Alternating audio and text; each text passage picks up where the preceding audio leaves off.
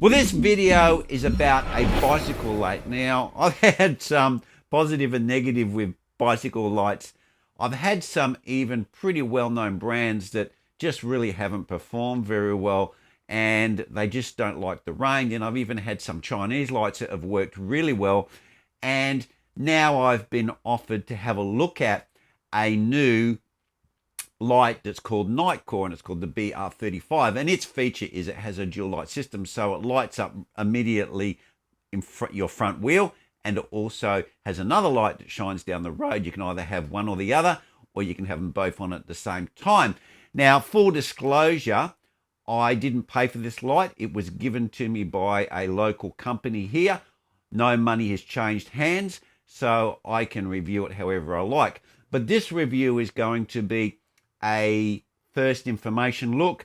I haven't had a chance to ride with it on my bike yet and evaluate it in the rain and the dry, and if the run times are as per advertised in the literature that comes with the light. So let's roll that intro and then let's have a bit of a talk about what this light offers.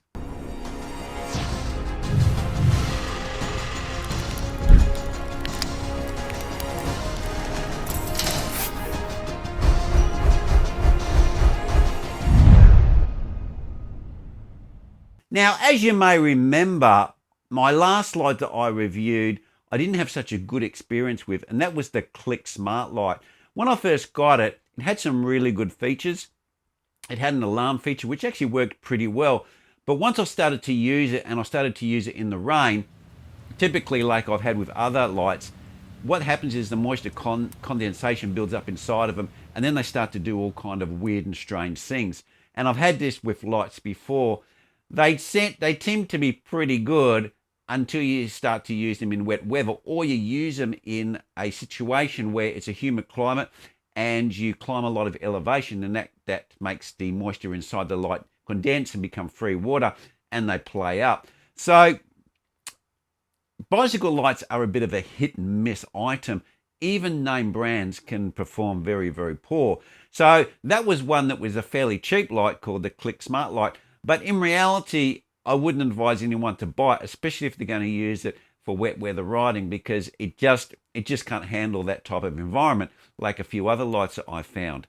Well, today we're going to be talking about this new NITECORE BR35, and the person that gave it to me, he uses it on his own bike, and he's quite excited about it, and he thinks it's a pretty good light. And I must admit, on first review or just looking at it, it looks very, very well made. The little rubber plugs are high quality of any type of cycle computer or other light that seals the moisture. It's made out of a cast metal construction. It feels really strong and sturdy. It looks like it's really well made. The buttons look like they're made out of silicon, good quality products. So at first glance, it looks like a pretty good light, and a durable light if you dropped it or knocked it or whatever, which can possibly happen when you take it out of the holder. And even the holder's pretty good. It has a screw thread device that fits around your arm. Unfortunately, it doesn't have lackeys, so it's not as versatile as some other fitting systems, but it does come with different rubber seats that can accommodate different types of handlebars.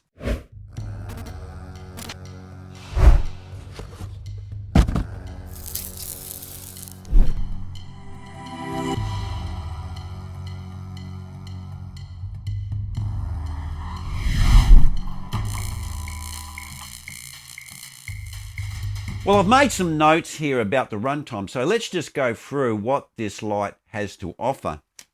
Now, it has a number of settings. They're not called like low, medium, high. They're actually giving them names, and they've got city, trail, and road. They call them these names.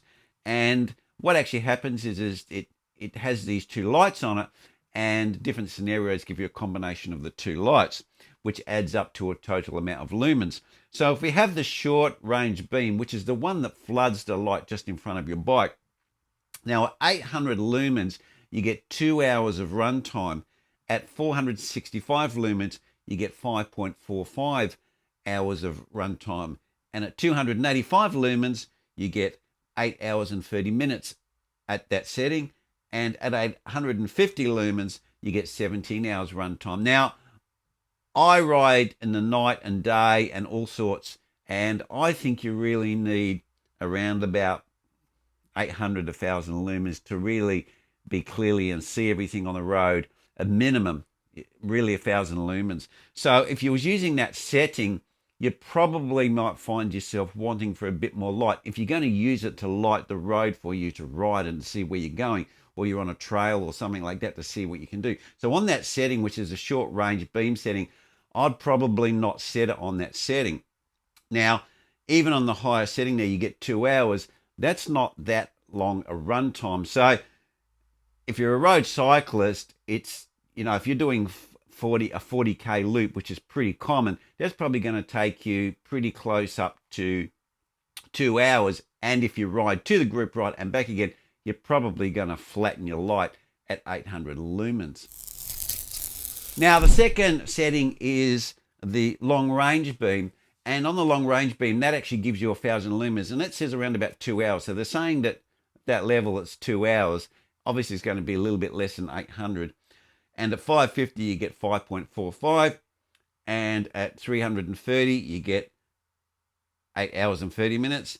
And at 180 lumens, you get 17 hours, which is a long time. But 180 lumens is pretty dim. That's really only for cars to see you.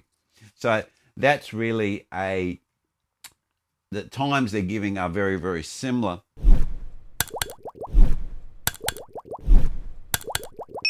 Then we have our maximum settings, and that's what they call trail. That's the top one, and that has both the lights on, and that's where you get your full 1800 lumens that this light has to offer. And at this lumens, you only get 1 hour. Now, 1 hour is not really that great if you're a road cyclist.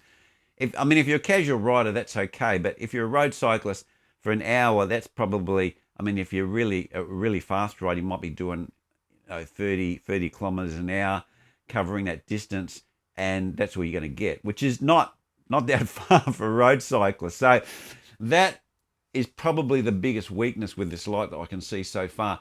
The run times are probably not ideal if you're going to do some sort of touring or something like that, or backpacking with your bike, or if you're going to just go for a ride with a group ride, and that group ride incorporates a 40-kilometer loop, and you may be doing another 10 k's to ride or 10 k's to ride home. So you probably got 50-60 kilometer loop that you're riding on that day, and this light obviously is not going to cut it if you want to run 1800 lumens. But on that setting, you can actually set it down to 1015 lumens, which gives you 2 hours and 30. That would probably cover your ride. And at lower level of 615 lumens, you get 4 hours, and at 300 lumens, you get 8 hours. Now, the unit is rated for IPX7 waterproof. So that's actually pretty good, because when you classify those type of weatherproofing, they are actually defined in standards. So that would have actually have to have been tested to that form of weatherproofing. So we'll see when we get that on the bike and see how true that really is. But if they're claiming it, it should have been tested as per a standard, especially if it's being sold in Australia. Now, the last thing to talk about is the weight. The weight of it's pretty heavy when you pick it up, because it's metal, and obviously it's got a 6,800 milliamp battery in it. It's pretty heavy, so it's around about 240 grams when I put it on the scales, and you can see that here. So it's quite a heavy light. It looks quite big on the bike. I did a little short video of it, and you can see it looks quite big if you compare it next to your soccer computer. So it's probably not the nicest looking light to fit on your bike, but these one-piece combination lights are looking a little bit, they do look big, and they are a little bit ugly on your bike because the battery and the light is all in one if you want something that puts out some decent type of lumens. So that's probably the negatives, I would have to say. The run times, I would probably say, could be a little bit inadequate for many road cyclists, especially if you're riding in a northern or southern country where you get those long winter days, and those short winter days, and you're riding and you might be riding to work or riding home, or your group rides are you're having going for one in winter, and even though it's a nice winter's day, the days are pretty short, like in somewhere like England or Germany or Denmark or somewhere like that. So you might find that this light's a bit wanting in those type of applications. But it is a one-pack light, so it's all in one. I use a dual one where the pack's separate from the light, and that's a Chinese light, and they've been very reliable for me. And they have a fantastic, they last for ages, but of course you have to fit a different battery around your top tube, and people might even see that as being more ugly. So that's the kind of trade-off you have for having a one combination type unit.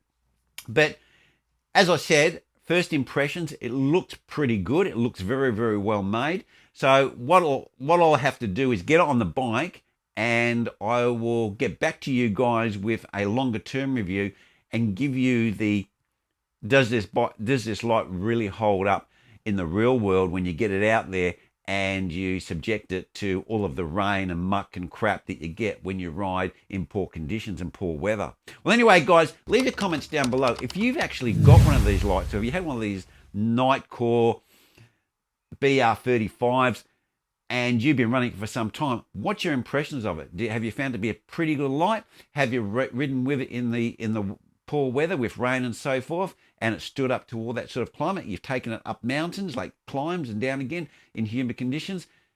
Does it perform in all those type scenarios? Well, anyway, guys, that's where I'm going to leave it, and I will see you next vid. Cheers.